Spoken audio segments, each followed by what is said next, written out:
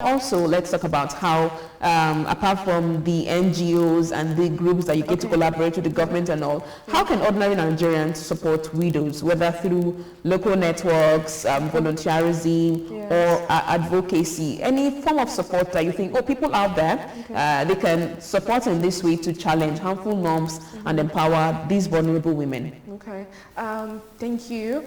The truth is, to get that done, I believe it all boils to how much research you can do. Okay. You can do it on your own if you have the financial capacity. Okay. You just have to talk to those who are in charge, because I know that there are Widows and Widowers Association of Nigeria, or your community or state. You can as well talk to them and tell them these are your plans and this is what you hope to achieve. But aside that, if you're someone coming like myself that loves to volunteer, you just have to do as much research as possible. You research for this organization. There are so many organizations who are out there and are willing to work with you. So you just have to speak up and talk to them and declare your intentions, and definitely you will be able to see as many organizations that you can volunteer with and ensure that you make positive impacts. Okay. Yes. And now, for some of the widows who probably, as we speak, there might just be someone out there who's experiencing some of these challenges that we talked about this morning. What do you think that they could do if that's a situation? Say, for instance, there's a woman out there who has just lost her husband and she's about to be kicked out of her house by maybe the husband's relations, and she has young children. Who does she reach out to? What can she do at this time? Okay. The truth is, sincerely speaking, I would say you should take the legal route. Okay. But most times, I really do not know, because the legal route also has its challenges. Okay. So yeah, sometimes it's difficult to get across, sometimes resources. But if I should give an advice as a law graduate, I would say you should get a legal practitioner to help you fight for the right to your properties, because there are so many laws out there, particularly the administration of estate laws, which states that the will, whether there is a will or there is no will, the wife has a part of the estate of the late husband. So it is already written. So when you know your rights, when you know what the law provides, you will be able to fight these people. But aside that, I think one thing that we need to know is awareness is very important, because there are so many people who fall victims of these things because of ignorance, because they do not know their rights. But when you are aware of your rights, when you are aware of what you ought to do and ought not to do, I think you can avert situations like this. But aside the legal route, you can always speak to associations. There are so many associations now. We have the widow, we have the shelter, there are so many associations, and also the Ministry of Women Affairs. Yes, you can always reach out to the Ministry of Women Affairs and talk to them about these situations, and then definitely find a solution for you. That's very interesting. And there's this thing that makes me wonder if some of these issues that we get to face, these relations that are trying to kick the widows out of what they've built for years with their husbands, these are humans. And like we're saying that hurt people. You're hurt because you've lost a sibling, and the first thing that comes to your mind is to kick the widows out of, maybe to stop them to disinherit them from their husbands, or even from their husbands' properties. Now, do you think that this is sort of a trait in us as humans, that the moment your brother dies, you're thinking, okay, probably the wife has killed him. You're looking for ways to intimidate her, attack her. You're pointing fingers. What can you say to people who are still in this act, who are still having this mentality, this idea that any of your relation who dies, yes, the spouse is responsible? Because this is where the issue starts. Because you already have that hate that, your brother's wife is responsible for his death. You're looking for how to punish her. Because you are hurt and you're sad, you're depressed, you're channeling it on someone who's also even much more hurt than you are. Yes. I really don't know how to put this, but I feel they see women as objects most times, and that's why sometimes they are treated the way they are, because they see them as objects. Now, before now, I already stated that there is this culture that is particularly dominant with the Easterners, which is the male primogeniture culture, which is a woman without a male child. What does she need properties for? Who does she want to keep the properties for? A woman is not supposed to have properties. There are lots of sayings like that, and they just get to make her go through a lot of pain, make her go through a lot of things, and sometimes throw her into depression. Now, the reason they do these things is because they believe that culture stands, regardless of whatever the law has to say about it. They believe that culture stands. But mind you, the world is evolving and things are changing. We have laws already put in place. We even have judicial precedents in court. There are so many cases already about this, and if almost all the time, the women always win the case, because it is obvious that what you are doing is dehumanization. You're actually making her go through a lot of things which she's not supposed to.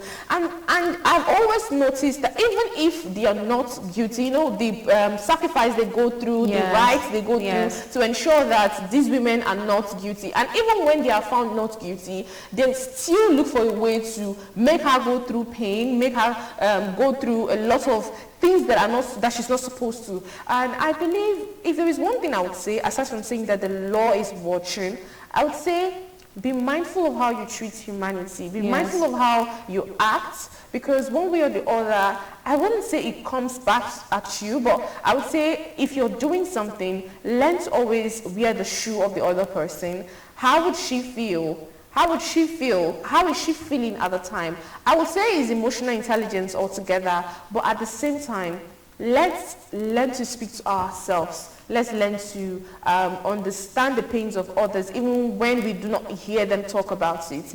We should learn to put ourselves in their shoes, and we should learn to ensure that peace is something that we strive to achieve at all times.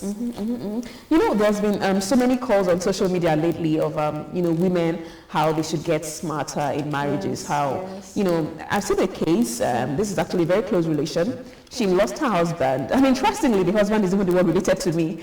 Wow. So the husband, just an average man, and also she too, she makes clothes, she's doing very well. And then according to her story, she said, they have a house, and she said she contributed, say, the bulk of the money in building the house, getting the land and all of that. But as soon as her husband died, she was kicked out of the house, and she's been married for 12 years. And it seemed like nothing could have been done. And I find it really personal, because I actually lived in this house with her and her husband. I felt so sad and powerless, because I was young, I was just in school, and I couldn't do anything.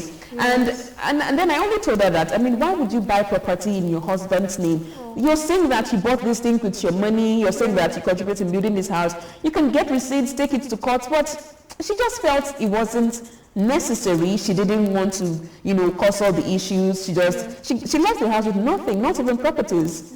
She didn't go out with a seat, only her clothes. It's still sad, because today she's still struggling, and I know the pain that she has been through, and even though you tell her to come and challenge these issues. So to the women who get to experience this, we urge them to ask for advice from people, and then even sometimes they get this advice, they are afraid. They are afraid to follow it through. And yes, I think women should really get smarter. If you contribute a penny at getting a property, but sometimes when you're married and you raise these issues, they are saying that you're being a feminist, or that you're trying to challenge the man. How can you buy a car in your name when you're married? But you have to be smart, if not for yourself, for your children, because knowing the family that you come from and knowing the society that we live in, something happens tomorrow and you are losing everything. So one just has to be smarter. And even for the men, support your wives. You can make a will. If there was a will somewhere. Exactly. Yes.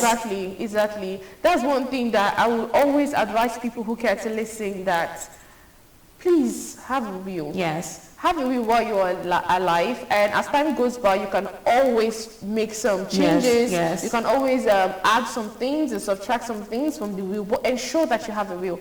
Because most times, when they get to kick these women out, is because they don't have a will. Yes. Her husband does not have a will.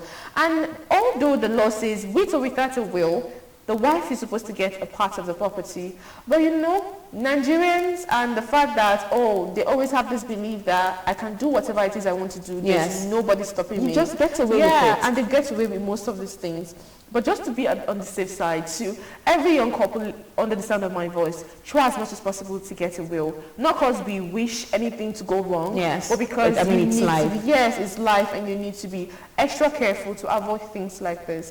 So for me personally, as someone who believes so much in family and the beauty of family, I don't blame those women who believe that, okay, we are contributing, but it should be in the husband's name. Yes. And I don't also blame those who believe we should have our separate properties. It all depends on you and your belief as an individual. But aside this, I just hope we all get smarter, like you said. I just hope we all learn to do what is right, according to the law, just so that you don't get to suffer any issue in future. You know, now that you've mentioned suffering, I remember a story that was trending on the internet last week. The late Ohanaeze Ndigbo leader, Iwa who wrote a will and willed his country home to the wife with a clause that if she remarries, she loses everything.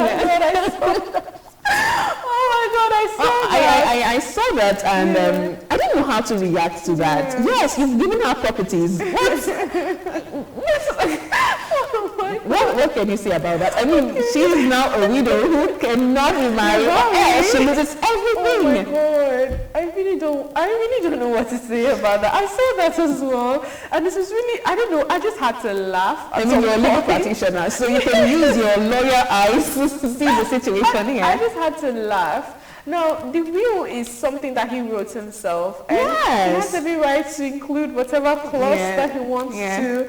And although I am not I don't know, I am not sure, but I don't know if clauses like that can be changed or can be erased from the will, because a will is like a personal property of the man, you get. So you get to write all the things you want, and there are always clauses that you want to include, and it is okay to include it. So if you decide, oh my God, it's still very funny, because it is funny. I really don't know. And the woman, she's so young. She's so young. Oh my God, she's actually a very young woman, and seeing that I don't know. I think she just, if she wants to do something about it, she can always ask for legal advice to that effect. There will definitely be something that a legal practitioner can do about it, which I'm not very sure of. But I really don't know. I really don't know what to say about it. I just hope she makes the right decision at the end of the day. Yes, the right decision at the end of the day. Well, as we move forward, let's talk about awareness and action. So as we commemorate Widows' Day, what tangible policy, reforms or interventions do you think would make the greatest difference to widows across Nigeria? Yes. So basically, I think I want to stick with the theme of today's International Widows' Day, which is empower her from loss to leadership. I think that's basically all that a woman needs to grow, to be herself, to stand on her own, and to create an estate of her own. She needs to be empowered. And I'm someone who believes empowerment is in three forms, three L's. I call it three L's. Leadership, learning, labor. And labor in the sense, I want you to be engaged, engage her in something that would lead to a financial inclusivity. So engage her in those things. And leadership, teach her to first be self-leader, be a self-leader. Teach her to be self-aware, empower her enough to know her rights, to be self-aware, in order for her to be able to actually enter into her responsibility as a leader. And lastly, learning. I'm someone who believes that education does not end in the four walls of the university. Yes. It goes way beyond that. So also empower her to empower others. I know there's a saying that goes, when you empower a woman, you empower a nation. Yes. So empower as much as possible. But I will keep on clamoring for change in all of this practices, traditional practices, particularly the implementation of the laws to protect these women. Okay, all right. And then also, how can ongoing measurements and accountability be integrated, like tracking enforcement of protective legislation and assessing the impact of empowerment programs? Is that something that should be done, or maybe something you think could be adopted to track the impact of these empowerment programs? You know, we get a lot of them from time to time, you know, widows training, and they are given some empowerment packages and all of that. And sometimes some of them will tell you that, yeah, they got nothing, but the government says this. Is there anything at all, any sort of accountability measure that you think can be integrated to check some of these issues? Okay. Aside from the fact that most times you see the government give them that amount of money, or sometimes get them full stores, I would say, please carry out projects that are sustainable. Okay, sustainable projects, yes. For a long time, and enable her to create, like I said, her own estate. So when we stick to sustainability, we see that so many measures can be taken, particularly with regards to the government and her power in ensuring that they completely empower the widows. I believe that there are agencies that can be put in place to ensure that this empowerment goes through and it's not hijacked by corruption, because there are so many things that can actually hijack empowerment, or these initiatives which can come in form of corruption. Most times they give a certain amount of money for this project, and we see that at the end of the day they just get maybe salt and rice and granite oil at the end of the day, which of course is not sustainable. So if we're thinking sustainability, the government should ensure that there are agencies that have enough resources to ensure that every single widow in the community gets what they deserve, gets the support, the protection, the provision, and gets their rights protected at all times. Yes, of course, having their rights protected at all times, that's what we are talking about. And then also focus on projects that will last a lifetime, projects that would get them the financial freedom that they truly deserve. And so today, International Widows Day, we would like to get finally your message as International Widows Day, your message to the widows, to the society. What can we do better? We can do a lot of things better.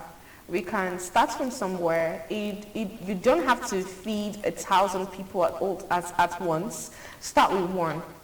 Start with one widow. And by impacting in that one widow, you're impacting in generations yet unborn. And when you do that, it gives you the opportunity, and you can always leverage on that to ensure that you play a huge role in the life of other widows. And particularly, be kind. Be a kind person. Be a kind person for humanity. I am someone, due to this platform that I have, or as an ambassador, I believe so much in humanity. We believe so much in impacting humanity in all its form. So try as much as possible to be kind, to be a peace-building individual, someone who believes in the essence of peace, someone who believes that you can go as far as possible if you only think positive for the people around you. So do not do things because you just want to be selfish. Do it because you want to help a nation. All right, and that's how we wrap it up this morning. Thank you so much, Ambassador MAVIS OGBEWI.